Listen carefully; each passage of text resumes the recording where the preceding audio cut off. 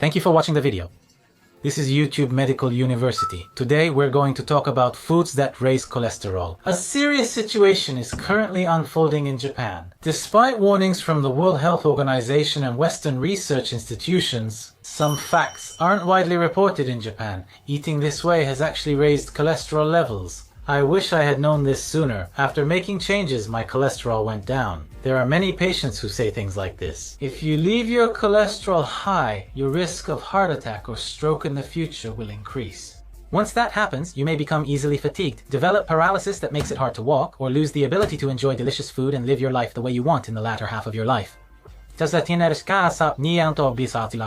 will become difficult to travel or live an active and fulfilling life. Therefore, globally, there are serious warnings about cholesterol because it increases the risk of clogging the blood vessels in the heart and brain. The World Health Organization says too much saturated fat raises the risk of clogged heart and blood vessels, so intake should be limited. A new concept has emerged. Have you heard of ultra-processed foods? It's not a common term, is it? These are foods that are industrially produced and contain a lot of preservatives and additives. Specifically, things like snack foods, instant foods, soft drinks, and so on, at convenience stores and supermarkets. They're all easy to buy. These kinds of convenient and long-lasting foods, easy-to-eat foods, often have many additives. They also typically contain more carbohydrates and saturated fats. Nowadays, it's said that 1 in 4 Japanese people has lipid metabolism disorders, meaning their triglycerides or cholesterol levels are high. The mortality rate from cerebral and myocardial infarction in Japanese people is rising annually. As our diet has shifted more and more from traditional Japanese food to a westernized diet, it turns out that this change in diet has actually been raising cholesterol levels. So that you won't end up thinking, I wish I had known this sooner, in the first part, I'll introduce the top 5 foods that raise cholesterol, and in the second part, I'll tell you about 7 foods you should eat instead that help lower cholesterol. By watching this video until the end, you'll have a better chance of lowering your cholesterol in the future. And I believe you can also keep away the frightening diseases caused by clogged blood vessels. I hope you'll listen all the way through, whether you just let it play in the background or take notes as you go. Here at YouTube Medical University, we provide videos that can help you become healthier starting tomorrow. I share this information clearly and responsibly from the perspective of an active physician.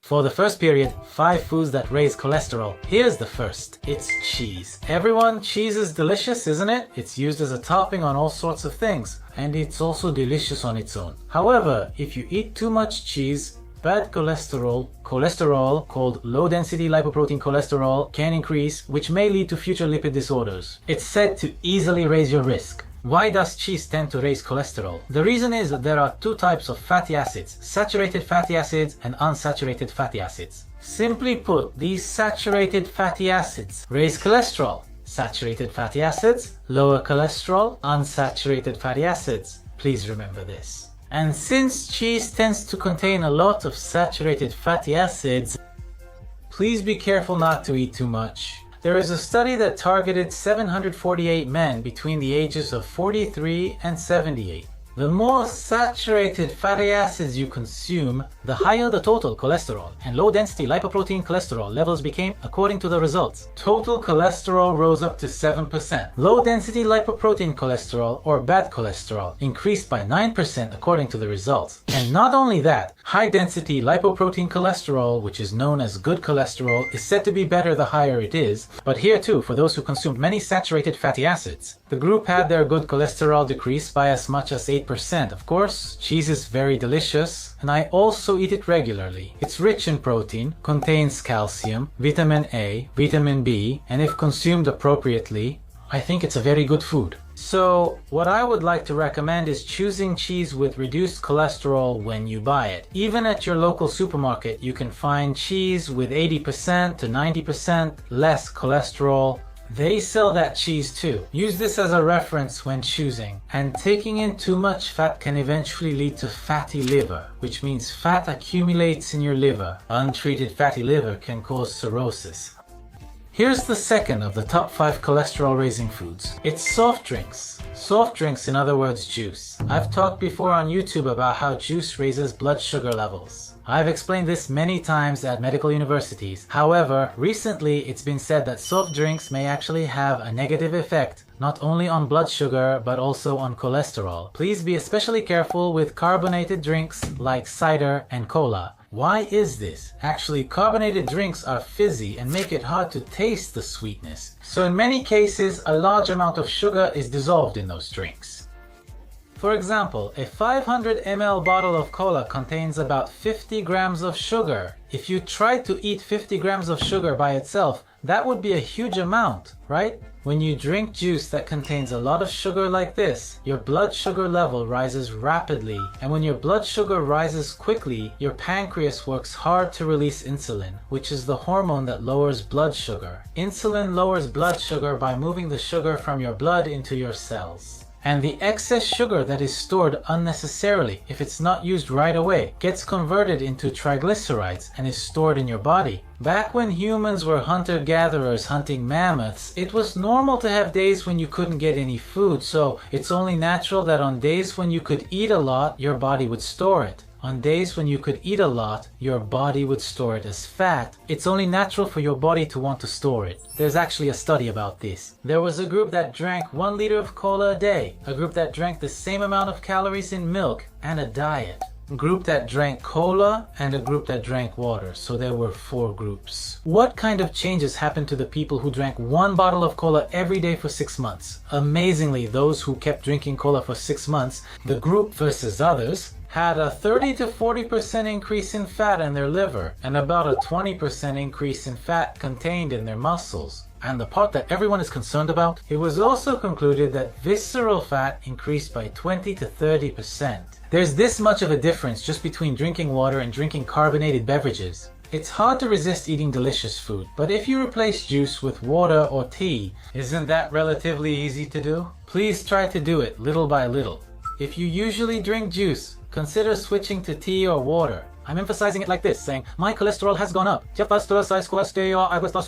But why is it bad if your cholesterol goes up? To explain simply, when your cholesterol gets high, lumps of cholesterol called plaques start to form on the walls of your blood vessels. These plaques are formed when cholesterol rises rapidly, so they're soft and squishy, and they have the characteristic of being easily broken. And once that plaque breaks, the body tries to repair the damaged plaque, and the blood starts to clot more and more. When that happens, a blood clot or thrombus can form there. If this blocks a vessel in the brain, it causes a cerebral infarction, and if it blocks a vessel in the heart, it causes a myocardial infarction. That's why it's important to keep cholesterol levels as low as possible to prevent plaque from forming. That's why I tell you to keep your cholesterol levels low. It's easier to understand if you consider the reasons, and you won't be misled. Let's keep learning together in the second half. Here is the third food that raises cholesterol. It's sweet bread. I think some of you buy sweet bread at convenience stores or supermarkets and eat it when you don't have time in the morning. However, in order to live a vibrant life even in the later years, it might be better to reduce how often you eat sweet bread. Sweet bread is not a good choice for breakfast. The reasons are that it is high in calories, contains too much sugar, and lacks nutritional balance. Also, it contains a lot of saturated fatty acids from butter, margarine, and salad oil. The calories in a single sweet bread are usually around 200 to 400 calories. When you dissolve a sugar cube in your coffee, it gets sweet, right? In terms of calories, sweet bread is like sugar cubes.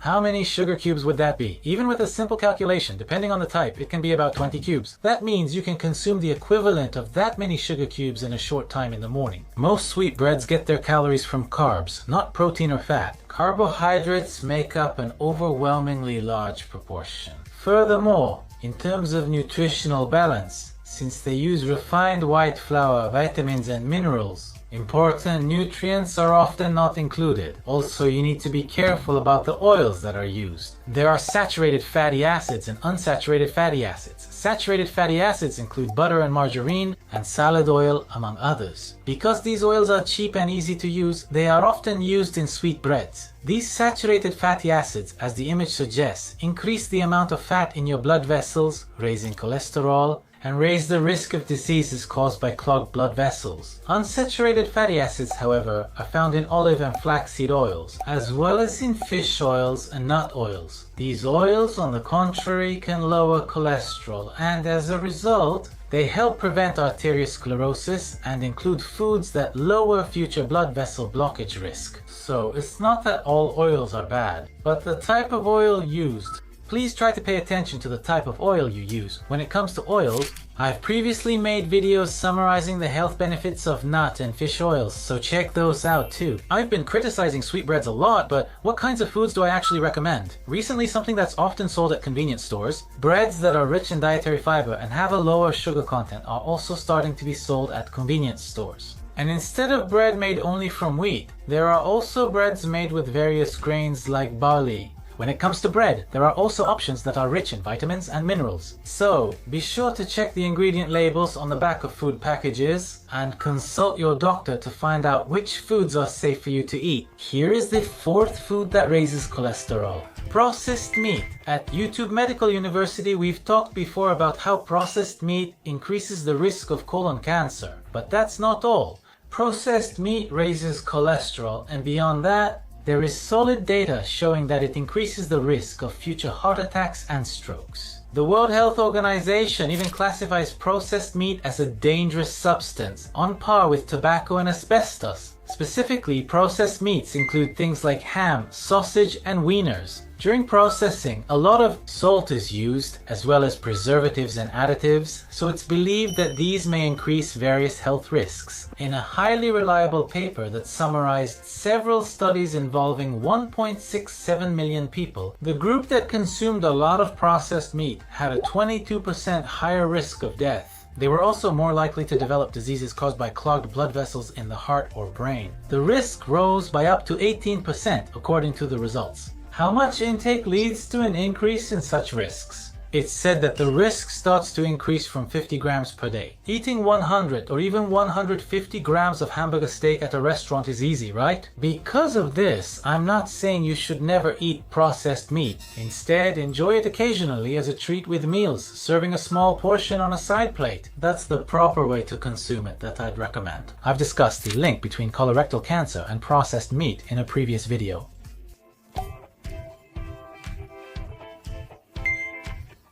It's not that a particular food is bad, but people who eat a lot of snacks tend to have higher cholesterol levels. Let me explain the reason. A prospective cohort study conducted in northern China. According to the study, people who mainly eat snacks and don't eat regular meals much have a 72% higher risk of having cholesterol levels above the normal range compared to those who eat fewer snacks. That's the conclusion. Isn't that surprising? This is what was decided. As for the reasons, when we think of snacks, things like chips and chocolate come to mind. These kinds of foods are easy to store and easy to eat. But as I mentioned at the beginning, they tend to be high in calories and contain a lot of fat. Among fats, like the cheese I mentioned first, these foods are characterized by having a lot of saturated fatty acids. If you eat these kinds of foods as snacks whenever you feel a little hungry, and eat them every time, our bodies will constantly be in a state of high blood sugar.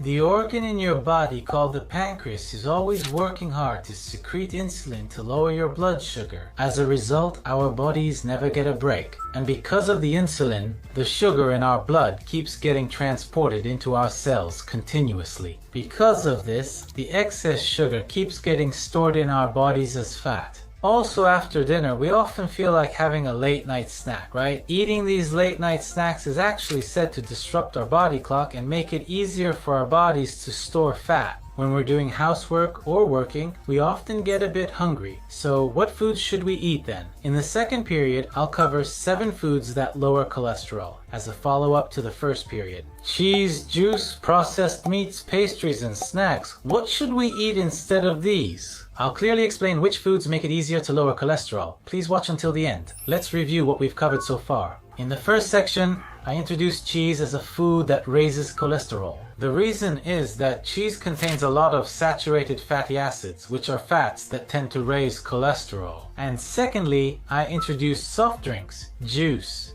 Juice is a very effective way to consume sugar efficiently, but on the other hand, you can easily consume a lot of sugar without noticing. causing a rapid blood sugar spike and increased fat storage. Thirdly, I introduced sweet bread. Sweet bread is easy to eat and people tend to have it for breakfast. Refined wheat is high in calories and many such products contain a lot of fat, so be careful. And fourth, I introduced processed meats. Processed meats not only increase the risk of colon cancer, but also raise cholesterol, which can clog the blood vessels in your heart and brain. There are even solid studies showing that the risk increases. Be mindful to limit processed meats to 50 grams daily. Finally, fifth point, frequent snacking is linked to higher cholesterol. I explained that when your blood sugar is constantly high, your body releases a lot of insulin, which makes it easier for fat to accumulate in your body. Now, in the second period, as you've been waiting for, let's talk about how to lower cholesterol through diet without relying on medication or exercise. I'll introduce 7 foods with proven benefits. 7 dietary methods to lower cholesterol. The first one is this, phytosterols. I think many of you have never heard of this before. It's also called plant sterols. Phytosterols are simple. They are found in plants, fruits and grains. And mention their oils. They are found in corn, sesame, peanuts, soybeans, canola oil, sesame oil, nuts, avocados, and chocolate. What's amazing about these phytosterols is that when we absorb them through our mouths, they inhibit the absorption of oils. Even if you consume lubricating oils, more of it passes through your body. So there is a lot of data showing that cholesterol is less likely to increase. For example, even if you take cholesterol-lowering medication, your low-density lipoprotein cholesterol may still be over 130.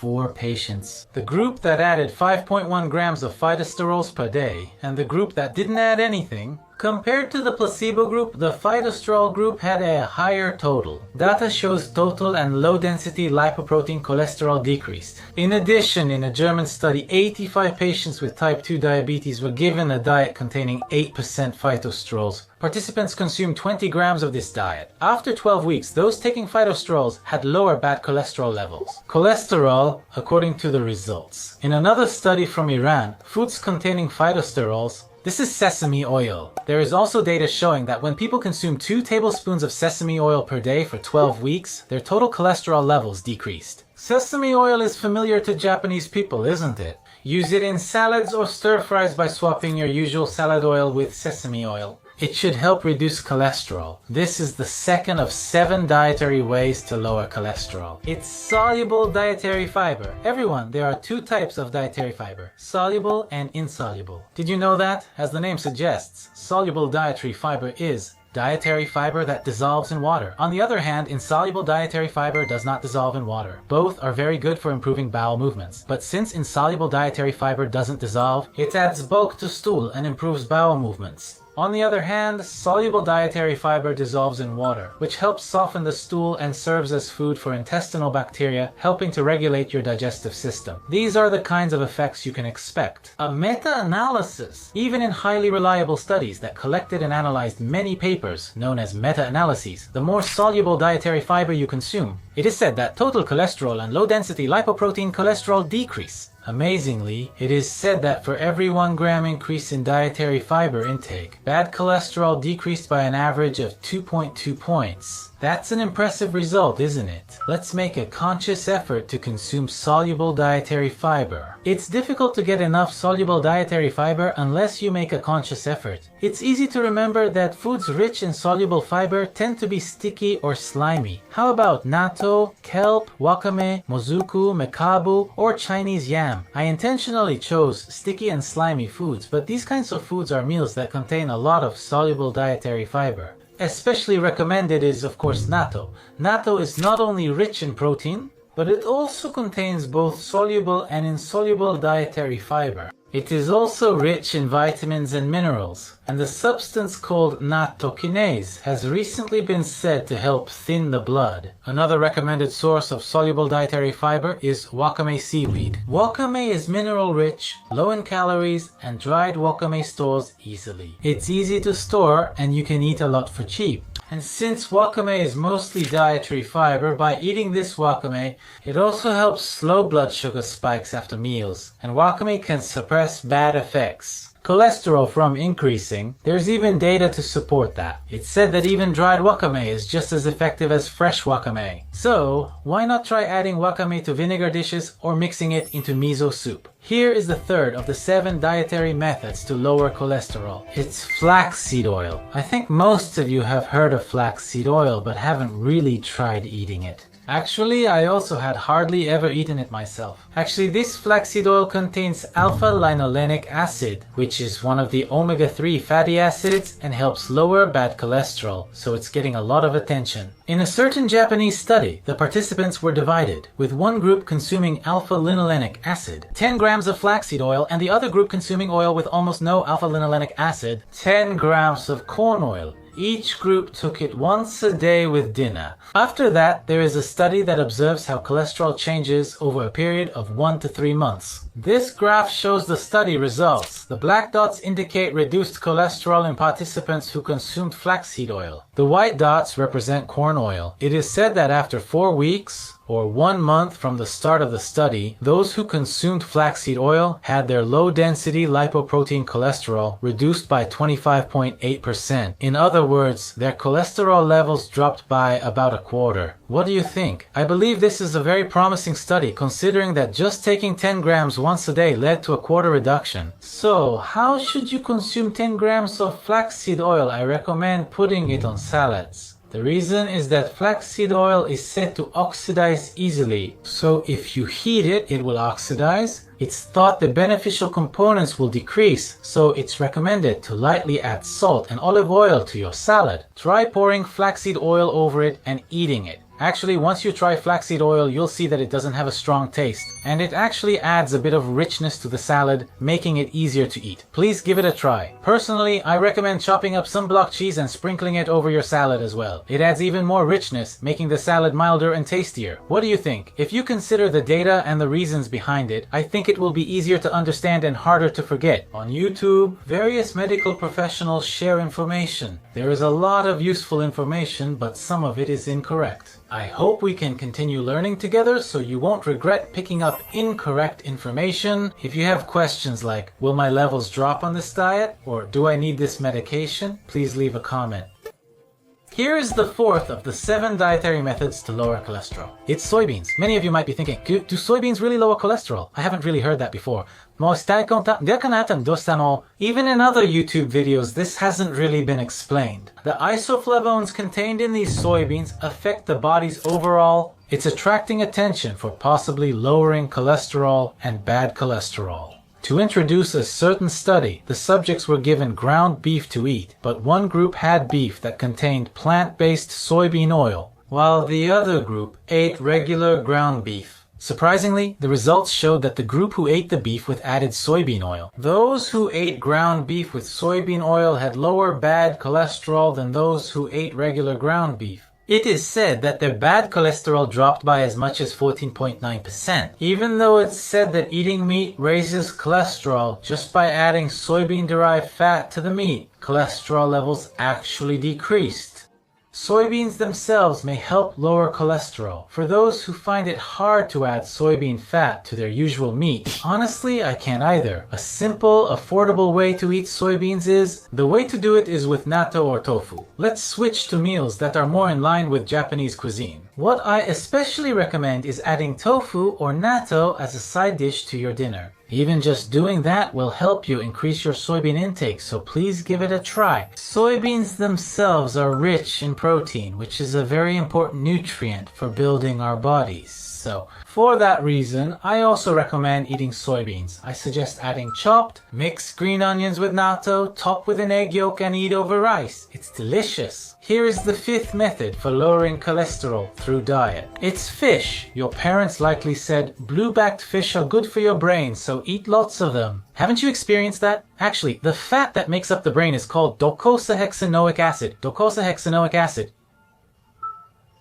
and it's known to contain a lot of eicosapentaenoic acid. So, foods that contain a lot of docosahexaenoic acid and eicosapentaenoic acid are often said to make you smarter if you eat fish. Whether or not you become smarter is up to you to believe or not. However, more and more data is showing that it lowers cholesterol and reduces the risk of diseases caused by clogged blood vessels. A more reliable study called a meta-analysis, which summarizes multiple individual studies, says that eating fish more than 4 times a week can reduce the risk of heart attacks by as much as 21%. There is data showing that not only does it lower cholesterol, but it also reduces the risk of heart attacks that may come afterward. And interestingly, the more fish you eat, the lower your risk becomes.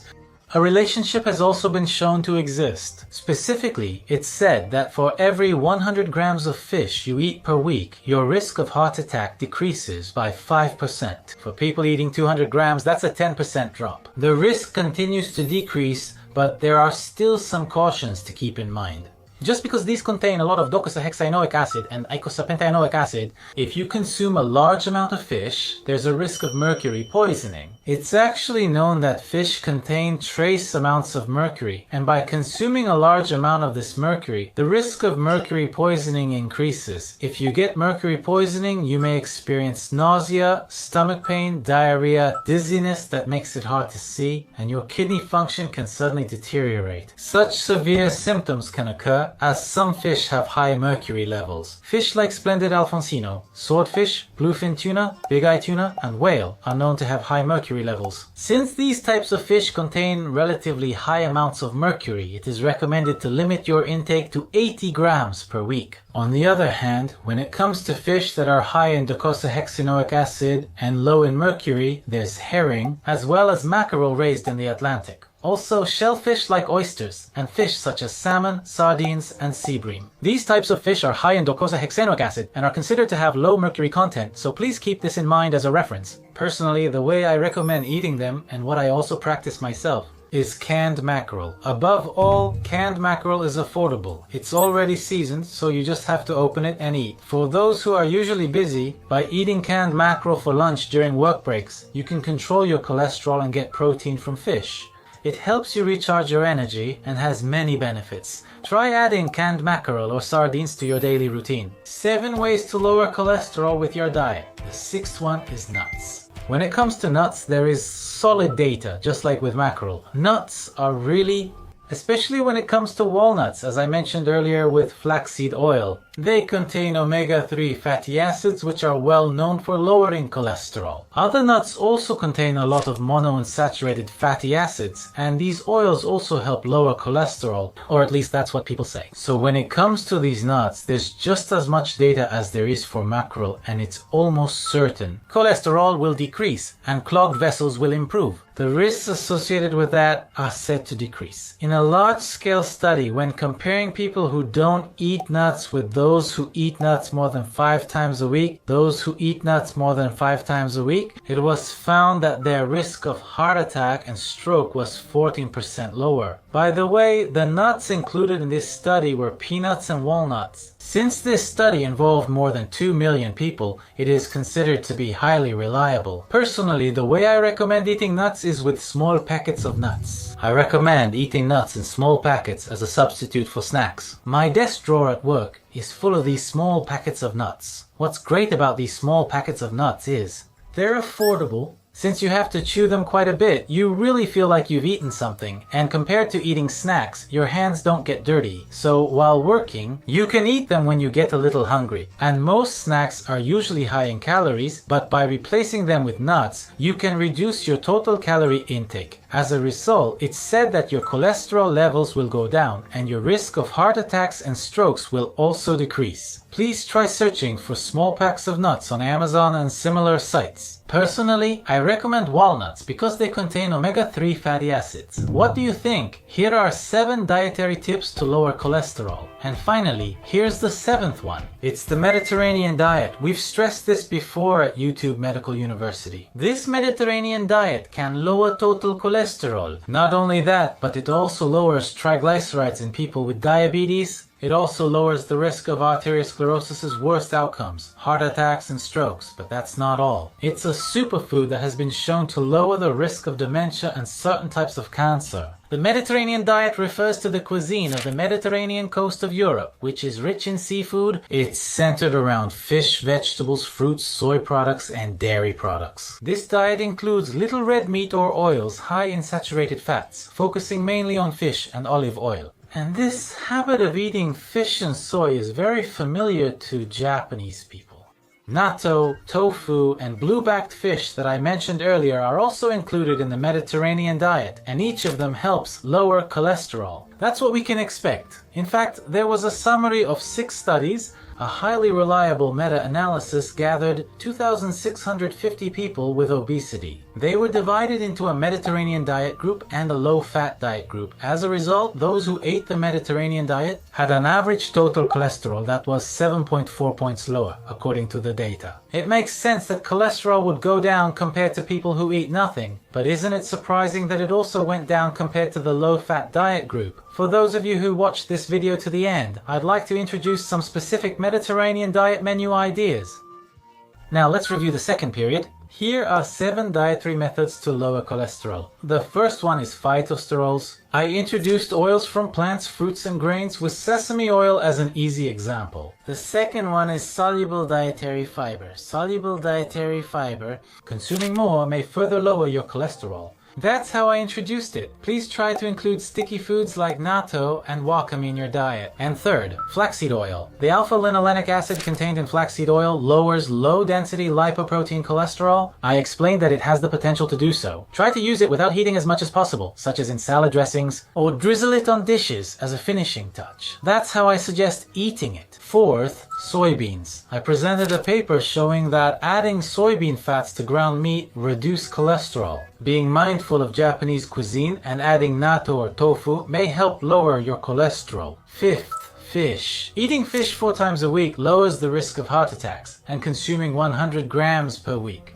reduces the risk by 5% each time, as I mentioned earlier. Since you should avoid mercury, pick fish low in mercury. Eat fish. And as for the recommended way to eat them, I mentioned that canned mackerel and sardines are the easiest options. 6. Nuts. By eating nuts more than 5 times a week, the risk of heart attacks and strokes goes down. And as for the recommended way to eat them, small packets. Snack nuts are good. I recommended switching your usual snacks to those. Among nuts, I especially recommended walnuts, which are rich in omega-3 fatty acids. The 7th is the Mediterranean diet, which lowers cholesterol and prevents clogged blood vessels. The Mediterranean diet may reduce risks like clogged arteries, high triglycerides, dementia, and cancer, so consider adding it to your routine. Diet is a matter of frequency. Sometimes you might want to eat something greasy or sweet. However, by slightly cutting back on those foods and eating more meals like today's, you will definitely. I think your cholesterol will gradually go down. If you watched this video all the way to the end, I believe you are very eager to learn. Please let me know in the comments if you are mindful of meals like these.